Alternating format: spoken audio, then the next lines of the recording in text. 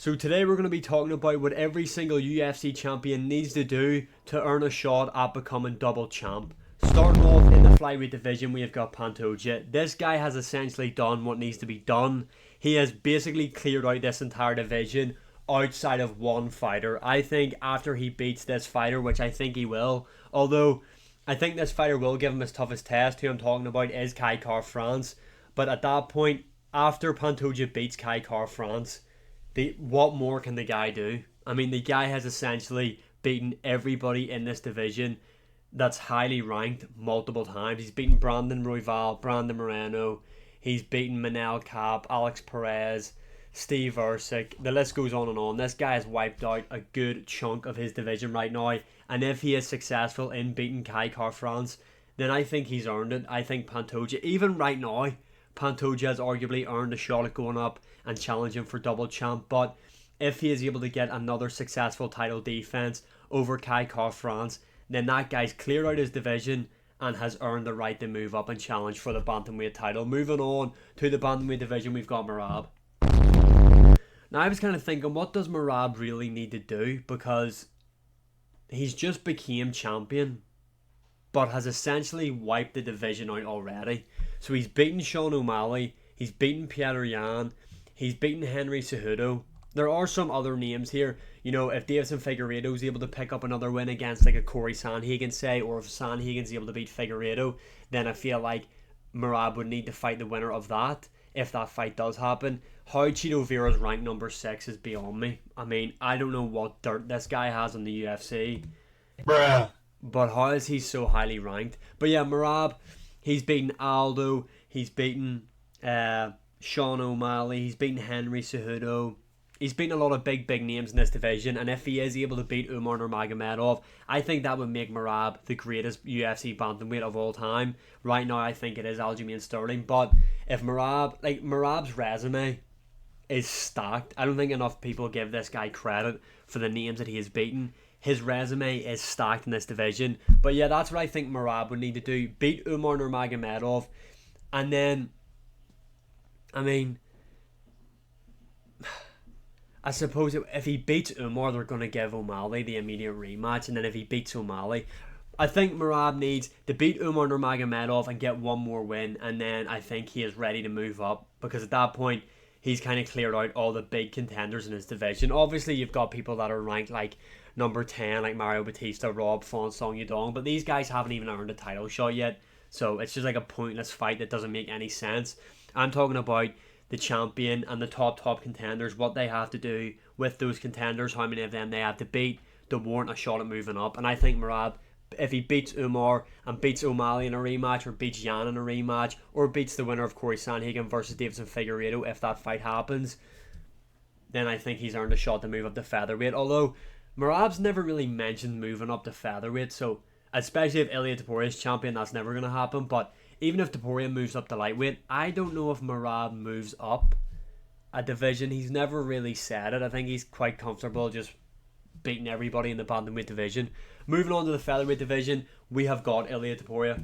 I'm going to be honest, Topuria could probably move up right now because of the way it is. Right now, it looks like he's going to rematch Alexander Volkanovski.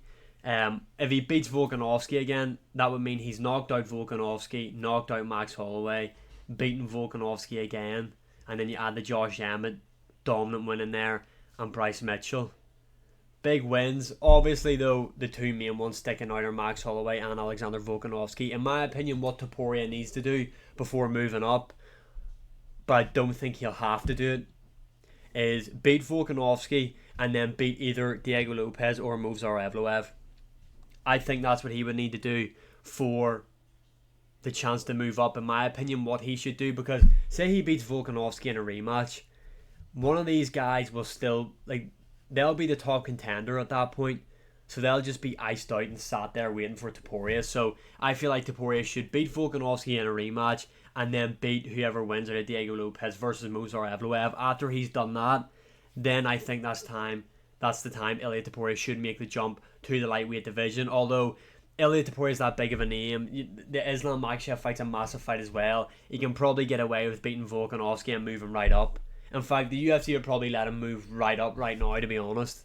That's the star power that he has. But, in my opinion, beat Volkanovski in a rematch and beat Diego Lopez or Movsar Evloev and then move up. Essentially, you've beaten all the top contenders in your division at that point, and I feel like that's what every champion should do.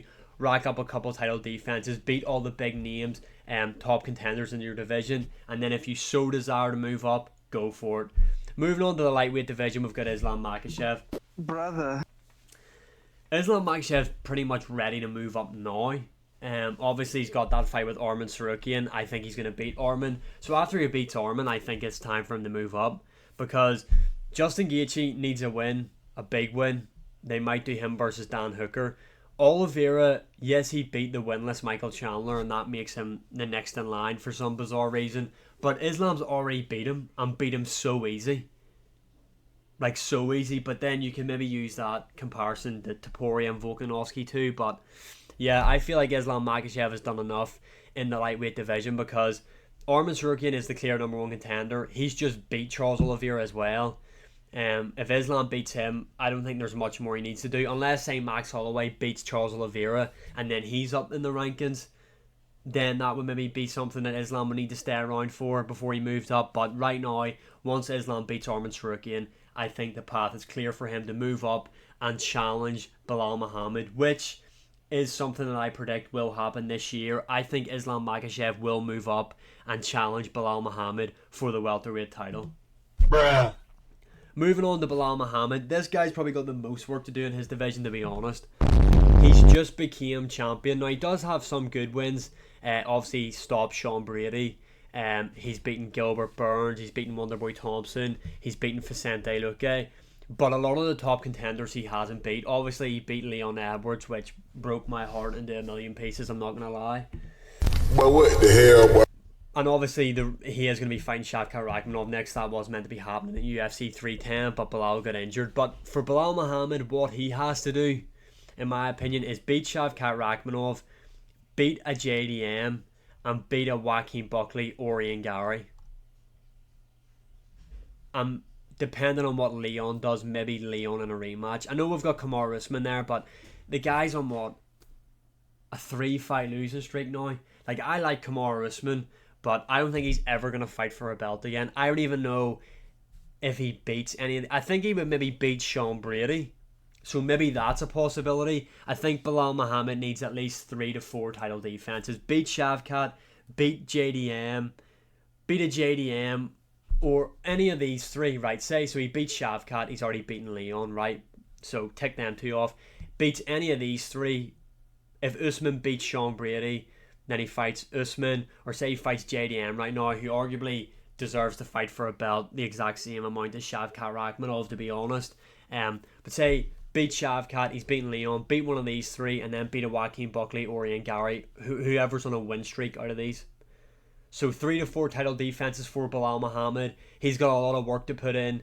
And at the age of 36, Bilal Muhammad's never getting up there, because he's going to beat Shavkat and lose to Islam anyway. But if Bilal Muhammad is able to, if he wants to, he needs at least 4 more wins in the welterweight division, in my opinion. You might think that's a bit harsh, let me know in the comments below, but I think that's fair. Moving on to the middleweight division, we've got DDP.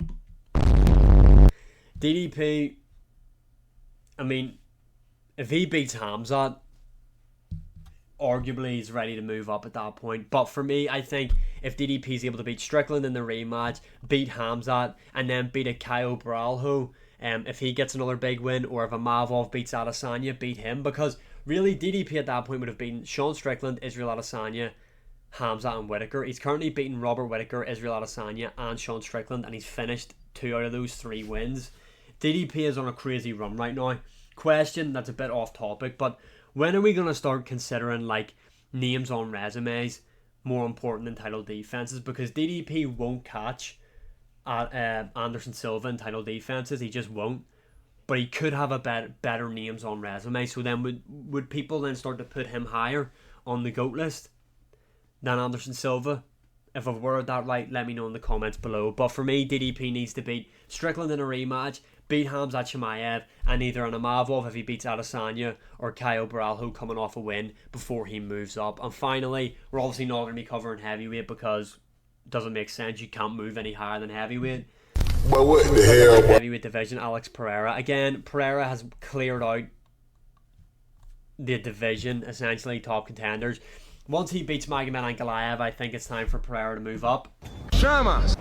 Although, say Carlos Ulberg stops Jan Blachowicz in like devastating fashion, then I think Carlos Ulberg can be added in there. But for right now, Pereira, he's beaten Yuri Prohaska twice, beaten Jamal Hill, beat Jan Blachowicz, and if he beats Magomed Ankalaev, I think Pereira, with the work he's done in the middleweight division as well, and just the constant run that he's on, like the names this guy's beaten, he's beaten like 5 former UFC champions in what, like 12, 13 fights. It's insane. So Pereira needs one more win, and that is Magomed Ankalaev, and then he has got the green light to move up to the heavyweight division. So yeah, that is what every champion needs to do, in my opinion, to warrant a shot at moving up for double champ. Let me know your opinions in the comments below, and as always, like, share, subscribe, comment, all that good stuff, and I'll see you again in the next one.